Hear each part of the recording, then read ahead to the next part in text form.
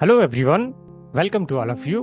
आप सभी का स्वागत है। और दोस्तों, क्या आप जानते हैं कि क्यों कुछ लोगों की जिंदगी हमेशा नेगेटिव थॉट से भरी हुई होती है? और क्या ऐसा आपने फील किया है कभी कि लोग कभी एक बार जब नेगेटिव थॉट्स में उलझ जाते हैं तो उससे कभी बाहर नहीं आ पाते? वो हमेशा अपने ऊपर एक ऐसा बोझ डाल देते हैं, अपने आप को बार बार सोच सोच कर पूरी तरह से इतना दुखी हो जाते हैं कि वो फिर अपने अंदर ही एक नेगेटिव इमोशंस जनरेट कर लेते हैं, राइट? तो क्या ऐसा होता है उन लोगों में जो इस तरह से बार बार सोचकर अपने आप को ऐसा बना लेते हैं?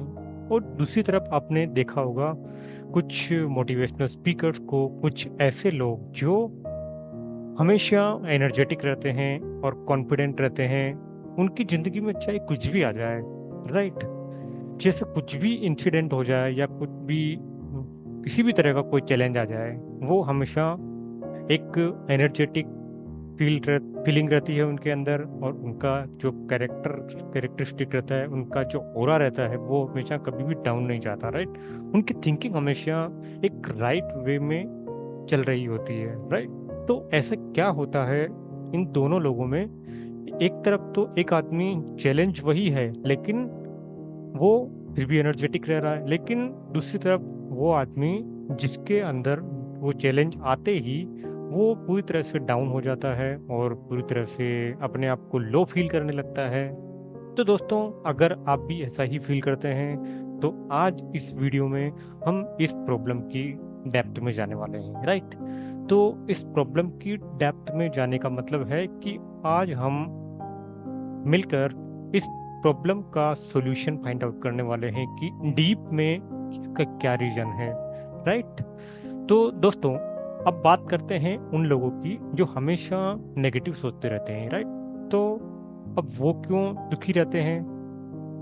तो सबसे पहले इस प्रॉब्लम की जड़ तक पहुंचने से पहले हमें समझना होगा अपने माइंडसेट को, राइट? बिकॉज सबसे पहले ये सोचते हैं, ये देखते हैं कि ये नेगेटिव थिंकिंग क्या है, नेगेटिव थॉट्स क्या होते हैं, राइट? तो जब भी आपके ब्रेन में कोई थॉट आता है, राइट, तो जब भी कोई थॉट आता है तो उसके साथ अटैच में एक चेन के थ्रू एक लिंक बनती है next thought, right? It's a series of the thought, it is called the thinking. तो सबसे पहले देखते हैं कि ये थॉट क्या है। थॉट है जो हम अपने दिमाग में बोलते रहते हैं, राइट? अगर आप इसको फील करना चाहते हैं तो just sit here and observe and give the instruction to your mind that देखता हूं मैं कि अपने अंदर क्या चल रहा है। एक बार आप करके देखिए कि देखता हूं कि मेरे अंदर क्या चल रहा है। करके देखिए, right? You feel something, what you feel? I guarantee से, मैं पूरे गारंटी के साथ कह सकता हूं कि आपका माइंड ब्लैंक हो गया है, राइट? क्या आपने ऐसा फील किया है? तो अगर आपने ऐसा फील किया है तो डेफिनेटली आप बिल्कुल सही डायरेक्शन में हैं, आपने बिल्कुल सही किया है। और अगर आप नहीं फील कर पा रहे तो इसको थोड़ा और ट्राई करें, आपको फील हो जाएगा थोड़ी देर में कि आपका माइंड ब्लैंक हो गया है, राइट? ये ऐसा ही होता है जब हम देखना शुरू करते हैं अपने दिमाग को, तो वो ऑटोमेटिकली चुप हो जाता है, राइट? इसका मतलब क्या हुआ? इसका मतलब यही हुआ कि जब आप चीज़ों को ऑब्जर्व करना चालू करते हैं तो आप वहाँ आपका माइंड इंटरफियर नहीं करता है, वहां पर वो चुप बैठ जाता है। जैसे आपने माइंड को देखा तो वो इंटरफियर करना बंद कर दिया, जैसे थॉट्स को देखना चालू किया वो वहां से गायब भी हो गए, राइट? तो ये चीज होती है थॉट, कि जब हम हमारा दिमाग अपने अंदर कुछ ना कुछ बोलता रहता है, जब हम उसको भी देखेंगे तो वो चुप हो जाएगा, वहां कोई थॉट नहीं होगा, राइट? तो ये थॉट होता है अपने अंदर ही अंदर कुछ बोलना। तो ये तो एक थॉट हुआ। अब थॉट से आगे हम थिंकिंग की बात करते हैं। तो थिंकिंग क्या होती है?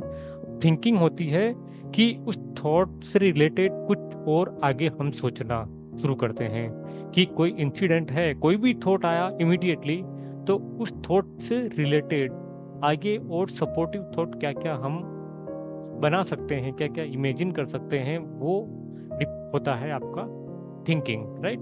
तो अब एक ही सिचुएशन है, उस पर दो रास्ते हैं। दो रास्ते क्या कि आप उस सिचुएशंस के बारे में बार बार सोचते जाएं और नेगेटिवली सोचते जाएं, तो उसको हम बोल देते हैं नेगेटिव थिंकिंग। तो वो एक नेगेटिव थिंकिंग की तरफ ले जाता है आपको। एक दूसरा रास्ता भी है जहां हम उस थॉट पर एक पॉजिटिव वे में, एक पॉजिटिव अफर्मेशंस के साथ, पॉजिटिव बातों के साथ में आगे बढ़ते हैं, तो वो आपको पॉजिटिव थिंकिंग की तरफ ले जाता है, राइट। तो नेगेटिव थिंकिंग आपको हमेशा नीचे की तरफ ले जाती है और पॉजिटिव थिंकिंग आपको हमेशा ऊपर उठाती है, राइट। तो ये एक दोनों ही थिंकिंग हमेशा एक थॉट से ही स्टार्ट होती है, राइट। तो ये सबसे बड़ी जड़ है, राइट। तो इसी को ही सोचना है। मतलब थॉट आया वो कोई समस्या नहीं है, लेकिन इस थॉट पर आपने आगे क्या थिंकिंग की उससे डिपेंड करता है आपकी लाइफ में आपको क्या मिलेगा, राइट। क्योंकि जैसा आप सोचते हैं वैसा ही आप बनते हैं। मैं फिर से रिपीट करूंगा कि जैसा आप सोचते हैं वैसा ही आप बनते हैं, राइट। तो इसी तरह अगर आप कोई भी घटना आपके जीवन में आई या कोई भी चैलेंजेस आया, तो अगर आप उस पर नेगेटिवली चेंज सोचना चालू करेंगे तो आपकी थिंकिंग नेगेटिव हो जाएगी, राइट। और वो आपको बुरी तरह से आपकी लाइफ को अफेक्ट करेगी। इसी तरह अगर सेम सिचुएशंस आती है, उसमें आप अपने आप को मोटिवेट रखते हैं, अपने आप को पॉजिटिव रखते हैं, तो someday you are feeling it positive, right. तो इसको हम पॉजिटिव थिंकिंग बोलते हैं। तो यही एक चीज है जिसके ऊपर काम करना होता है, राइट। तो अब आप देखिए कि अगर मुझे अपने माइंडसेट को चेंज करना है, तो मुझे किस चीज पर वर्क करना पड़ेगा, right. What I have to work upon, where I have to work upon, मुझे किस चीज पर काम करना है ये तो पता होना चाहिए, राइट। तो ये आपको काम करना है आपकी थिंकिंग पर, राइट। आपकी थिंकिंग क्या होती है, अब ये थिंकिंग कहाँ से बनती है, किस तरह से हम सोच पाते हैं। क्योंकि देखिए जब हम आ, जन्म लेते हैं तो उस टाइम पर हमारे दिमाग में कोई थिंकिंग नहीं होती है। हम सिर्फ कंप्लीटली ऑब्जर्व कर रहे होते हैं, इस दुनिया को देख रहे होते हैं। क्योंकि उस समय हमारे दिमाग में कोई वर्ड नहीं होता, कोई लैंग्वेज नहीं होती, कम्युनिकेशन के लिए कोई लैंग्वेज नहीं होती। तो उस समय पर आप देखेंगे कि बच्चा जो है वो सिर्फ ऑब्जर्व कर रहा होता है। वो आसपास के एनवायरनमेंट में जो साउंड होती है, या उस समय उसके पांचों के पांचों सेंसेस कंप्लीटली काम कर रहे होते हैं, राइट। तो उस समय उसकी ऑब्जर्वेशन पावर जो है बहुत हाई होती है, राइट। तो अब आप देखिए किसी बच्चे को, देखिए आप वो कितना जल्दी एनवायरनमेंट से सीख लेता है, राइट। तो यही होता है आपका ऑब्जर्वेशन पावर कितनी स्ट्रोंग होगी उतना ही ज़्यादा आप सीखेंगे, राइट। लेकिन अब आप देखिए अगर आपको अपना माइंडसेट को चेंज करना है तो वो किस तरह से करेंगे। आपको माइंडसेट को चेंज करने का मतलब है कि आपने अब तक जो सुना है, अब तक जो देखा है, अब तक जो एक्सपीरियंस किया है, उसी के अकॉर्डिंग आपकी एक लाइफ, आपका माइंड पूरी तरह से सेट हो गया है, उसका एक पैटर्न बन गया है, राइट। तो सुबह से लेकर शाम तक, सुबह उठने से लेकर रात को सोने तक आपका जो बिहेवियर है वो एक पर्टिकुलर माइंडसेट से ही चल रहा है, राइट। तो अब ये माइंडसेट बना कहाँ से, ये माइंडसेट आपका बना है आपके पास्ट एक्सपीरियंसेस। आपने बचपन में जो जो भी किया, जिस तरह की इवेंट या जिस तरह की एक्सीडेंट हुआ या जो भी इंसिडेंट हुई आपकी लाइफ में, जो भी घटनाएं हुई, उनसे आपने वो इंफॉर्मेशन आपकी ब्रेन में स्टोर हुई, राइट।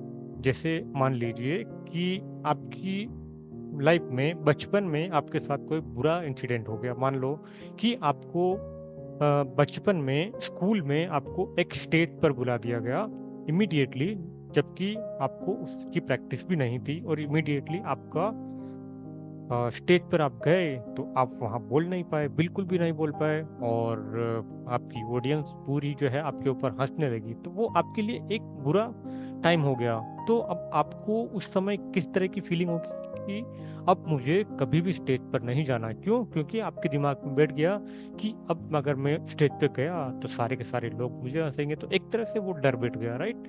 तो अब आप पूरी की पूरी जिंदगी आप उसी पैटर्न से ही जीते रहेंगे, जब तक कि उस पैटर्न को कोई दूसरा आदमी या आपके पेरेंट उसको चेंज ना कर दे, राइट। आपको उसका एक दूसरा मीनिंग आपके अंदर चेंज ना कर दे, तब तक आप उसको चेंज नहीं कर सकते। तो यही एक माइंडसेट होता है, राइट। तो ये माइंडसेट कब चेंज होगा? हम फिर से उसी कहानी में बात करते हैं कि जब वो बच्चा स्टेज पर गया तो उस टाइम उसने अपने दिमाग में उस सिचुएशन को क्या मीनिंग दिया। उसने यही मीनिंग दिया कि अब मुझे कभी स्टेज पर नहीं जाना, क्योंकि अगर मैं फिर से अटक गया तो सारे के सारे लोग मुझ पर हंसेंगे, मेरा मजाक उड़ाएंगे, राइट। तो ये चीज उसने अपने माइंड में बिठा दी। अगर इसकी जगह अगर वही बच्चा उस समय इसका ये मीनिंग ना लगाकर उसका दूसरा मीनिंग लगाता, जो कि पॉजिटिव मीनिंग, जैसे कि अगर वो बच्चा सोचता कि हो सकता है कि इस बार मैं हार गया, लेकिन नेक्स्ट टाइम ये हो सकता है मेरा फर्स्ट चांस है, लेकिन ये तो फर्स्ट टाइम किसी के पास कॉन्फिडेंस नहीं होता है, सब लोग फर्स्ट टाइम ऐसा ही करते हैं। अगर उसको उसके फादर ने या उसके टीचर्स ने उसको एक बार समझा दिया होता, या उसका एक मीनिंग जो है वो अब उसका चेंज कर दिया होता, तो डेफिनेटली वो बच्चा एक नए पैटर्न के साथ, एक नए माइंडसेट के साथ आगे बढ़ता, राइट। तो क्या कहते हैं आप कि अगर वो बच्चा पुराना वाला माइंडसेट लेके, जिसमें वो खुद नेगेटिव सोच रहा था, तो अगर वो माइंडसेट लेके आगे बढ़े तो उसकी लाइफ में वो क्या बन पाएगा? बताइए मुझे आप। डेफिनेटली वो उसकी लाइफ में बहुत आगे नहीं जा पाएगा, राइट। वो स्ट्रगल फील करेगा।